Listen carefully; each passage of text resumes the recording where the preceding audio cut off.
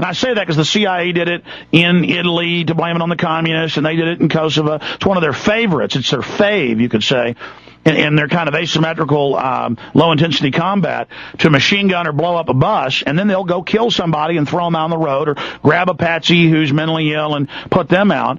And when they machine gun a bus full of your kids and then say it's domestic Al-Qaeda, and you know, people that talk about freedom are now Al-Qaeda, as they're now saying, as they've said all over the news, people that think the government did 9/11, we're really terrorists with Al-Qaeda. You see, that's the Pentagon talking point. And it's completely, and folks, I'm not joking. You understand? I'm not joking about this. Paul, Steve, I want to hear what you have to say just about all of this.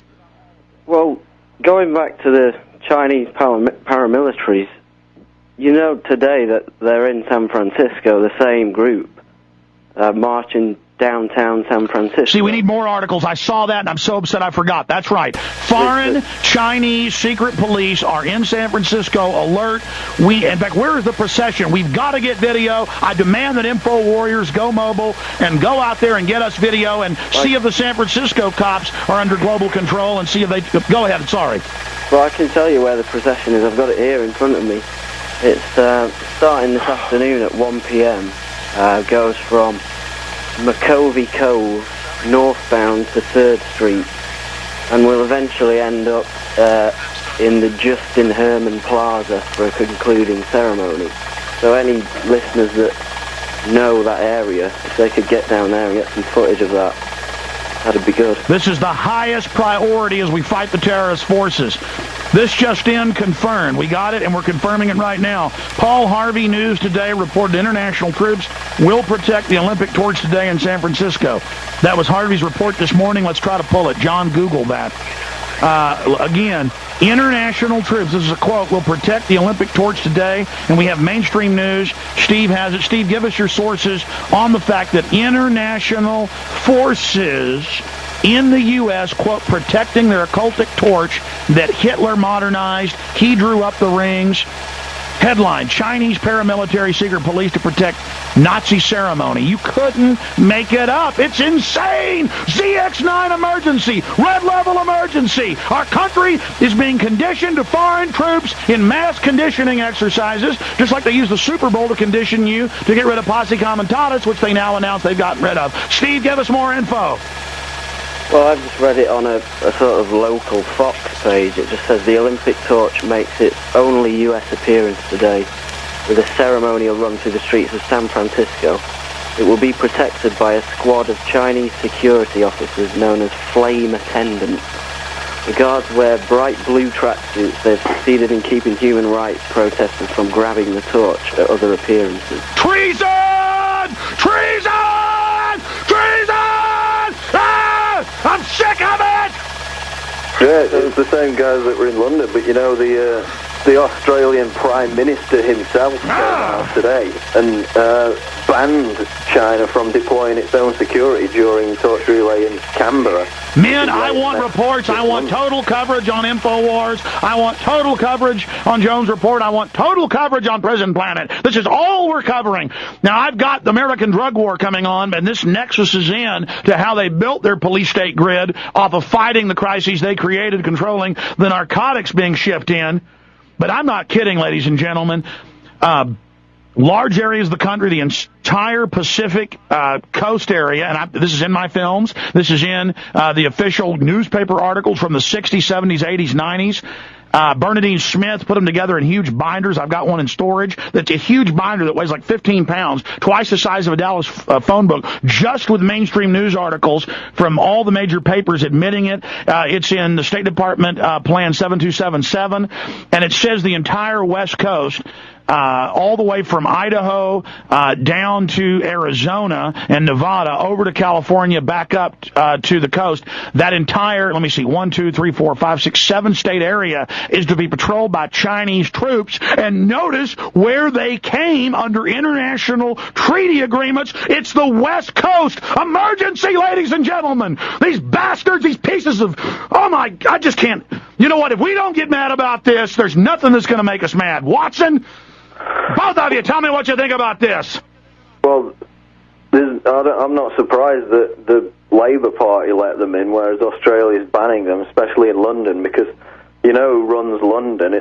He's known as Red Ken Livingstone, and it recently came out that he was, or his aides were a member of a secret Marxist cell that, quote, plotted to turn London into a socialist city-state. So this is the guy who's running London at the moment. So it's no surprise that the government let them in on, you know, visitor visas when they're actually paramilitary police. Ladies and gentlemen, I feel like a moment of silence for this country. Do you understand I have videotaped personally troops training to take your children away from you and put you on your knees and blow your head off? It's in Police State 2000. Paul has links to it. They train to put you on your knees and stick a muzzle to the back of the American people's head. And they plan to use these evil communist murderers on us. I am sick of it. I'm sorry, guys. I wish I was in San Francisco right now because, you know, I'd go down there and videotape it, and one of those dirty, murdering pieces of trash put their hands on me. I guarantee you the cops would probably get me down on the ground, take their gun out, and they'd probably taser me till I died. And the news would say I deserved it. This country's gone. It's run by nothing but filth. Now, let me tell you, all the cops and all of you that serve, they're going to take your pension funds. You're going to die of Alzheimer's from all the shots they've shot you up with. They hate you, so you go ahead and serve the evil. You go ahead and serve them, you pieces of filth. Look, you guys go ahead and talk. I'm going to take a break. I'm serious. You got the next 5 minutes. You just talk about whatever you want. Well, we've talked about precedents for, globalization and exchange of policing and troop deployment between countries.